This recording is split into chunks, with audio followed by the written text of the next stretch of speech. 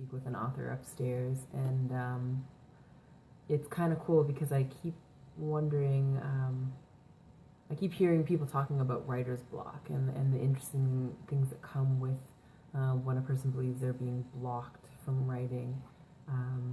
I know the feeling, so please don't get me wrong. I'm not like, oh, it doesn't exist. I'm more kind of wondering what people mean when they say they have writer's block. And I would imagine it feels very similar to when, like rainy days like today, when people are feeling so blasé that they just don't feel like doing anything. But I wanted to offer a few things when it comes to writer's block. Hey Eva, it's nice to see you. I've been thinking about you. So when we think we have writer's block, it's important to do a couple things that I'm sure you're going to find really cheesy, but at the end of the day, it's really about sitting still. You'll hear me talk about this all the time because I personally and truly believe that when we actually sit still enough, we can figure out what we want to, I'm so glad, we can figure out what we really want to say out loud. And so writing is just this medium for all of us who do write. We have this idea that it will manifest something outside of ourselves. So I have a little meditation corner over here that sometimes when I'm feeling blocked, hi Maxine, that's funny. I'm waiting for your book still. When I'm feeling blocked, I take some time away to just sit back and find out what's going on in my head. And I think that's the bottom line, right? We have these times, and this is why you'll hear me talk about, like, I don't have strong interest in motivational speakers anymore, as grateful as I am for them and all the love I have for them.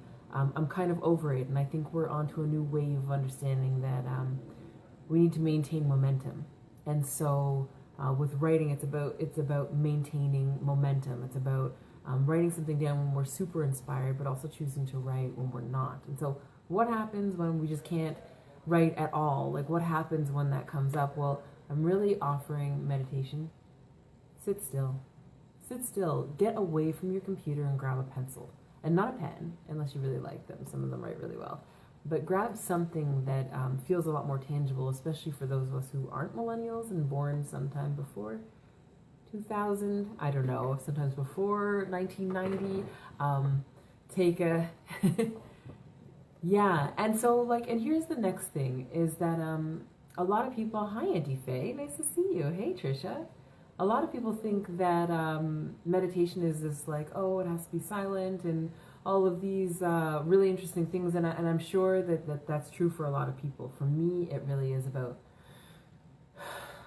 taking that actual deep breath and just getting still with myself and ask myself what it is I really want to say, you know? And so in hearing one of my aunties talk about, I feel so blocked, I feel so blocked. And so, you know, I often wonder for myself when I'm feeling blocked, what is actually standing in front of me? Usually it's just myself. And often it's those feelings of thinking that what I write isn't going to be worth anything to anyone else, so why bother? And that is just the honest hashtag truth of the matter, instead of pretending not to be vulnerable and not to have those feelings. I'm offering that we actually are just honest about it and let it out. That's part of meditation, just being honest. So those of us who are writers, when you're feeling blocked, take a second or take a minute or take an hour. You might even want to take a nap, but go have a seat with yourself. Do what it is you want to do for a minute. Writing is cathartic and enthralling and exciting and daunting and scary and all of those many, many, many words and feelings and ideas, but most of all, it's freeing. And when you don't feel free because you feel blocked by something, it's an opportunity to step back and get to know yourself again. Yeah, Eva, like I'm thinking the same thing. It's like you gotta let things just reflow again. And this isn't advice. Someone taught me a long time ago that advice is for fools. I'm not offering advice. I'm really offering things that I do because I would really like to. Yeah, Jean. Yeah, I'm the only thing that blocks myself. Agreed. Disconnect. Yes. Yes. I don't know if everybody wrote what Jean Paul wrote, but read what Jean Paul wrote, but yes, that's the bottom line for me, is like I keep getting in my own way. And so when I'm in my own way and I take a step back, I can find my way back to that flow of what I'm really trying to say. So I offer just that wisdom from someone who is writing all the time. Not advice, just there. Figured I'd share it because we have this really cool medium called Facebook Live. It is pretty cool, don't you think? But I'd love to know also, like, what are other people doing to push past that blockage? I don't know, I keep seeing it as this physical thing, but it's this really cool, like, it's actually a wonderful opportunity to really just slow down.